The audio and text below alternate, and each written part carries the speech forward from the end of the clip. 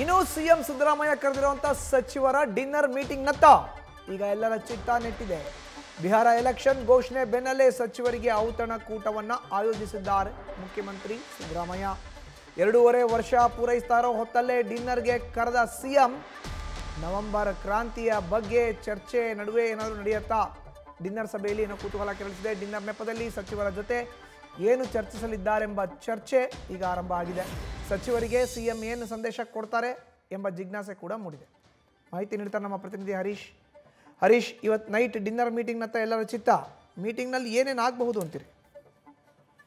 ತೀವ್ರ ಕುತೂಹಲ ಕೇಳುತ್ತಿರುವಂತಹ ಸಿಎಂ ಸಿದ್ದರಾಮಯ್ಯ ಅವರು ಸಚಿವ ಸಂಪುಟ ಸಹೋದ್ಯೋಗಿಗಳಿಗೆ ಇವತ್ತು ಡಿನ್ನರ್ ಮೀಟಿಂಗ್ ಅನ್ನು ಕರೆದಿರುವಂತದ್ದು.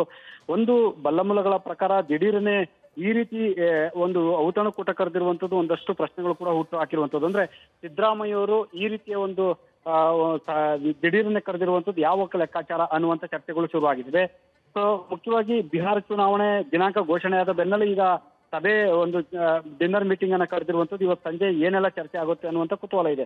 ಸಚಿವರಿಗೂ ಕೂಡ ಈ ಒಂದು ವಿಚಾರ ಬಗ್ಗೆ ಒಂದಷ್ಟು ಜಿಜ್ಞಾಸೆಗಳು ಎಡೆ ಮಾಡಿಕೊಟ್ಟಿರುವಂತದ್ದು. ಅಂದ್ರೆ ಸಂಪುಟ ಪುನರಚನೆ ಆಗುತ್ತೋ ಅನ್ನುವಂತ ಒಂದು ಚರ್ಚೆಗಳು ಶುರುವಾಗಿರುವಂತ ಬೆನ್ನಲ್ಲೇ ದಿಢೀರ್ನ ಸಂಪುಟ ಸಹೋದ್ಯೋಗಿಗಳಿಗೆ ಡಿನ್ನರ್ ಮೀಟಿಂಗ್ ಕರೆದಿರುವಂತದ್ದು ಒಂದಷ್ಟು ಅವರಲ್ಲೂ ಕೂಡ ಆತಂಕಕ್ಕೆ ಎಡೆ ಮಾಡಿಕೊಟ್ಟಿದೆ. ಅಂದ್ರೆ ಸಂಪುಟ ಪುನರಚನೆ ಬಗ್ಗೆ ಸುಳಿವನ್ನೇನು ಕೊಡ್ತಾರಾ ಸಚಿವರಿಗೆ ಅನ್ನುವಂಥದ್ದು ಒಂದು ಪ್ರಶ್ನೆ ಎದುರಾದ್ರೆ, ಮಗದೊಂದ್ ಕಡೆ ಏನು ಗುತ್ತಿಗೆದಾರರ ಕಮಿಷನ್ ಆರೋಪ ಆಗಿರುವಂತದ್ದು, ಮತ್ತೆ ಪ್ರಸಕ್ತ ವಿದ್ಯಮಾನಗಳ ವಿಚಾರಕ್ಕೆ ಸಂಬಂಧಪಟ್ಟಂಗಾಗಿರ್ಬೋದು, ಮತ್ತೆ ಪ್ರತಿಪಕ್ಷಗಳನ್ನ ಎದುರಿಸುವಂತ ವಿಚಾರಕ್ಕೆ ಸಂಬಂಧಪಟ್ಟಂಗಾಗಿರ್ಬೋದು.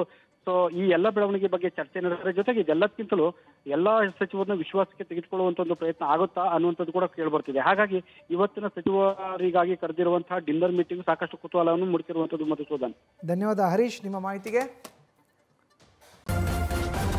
ನ್ಯೂಸ್ ಫಸ್ಟ್ ನಿರ್ಭೀತಿಯಿಂದ ನಿಮ್ಮ ಪರವಾಗಿ.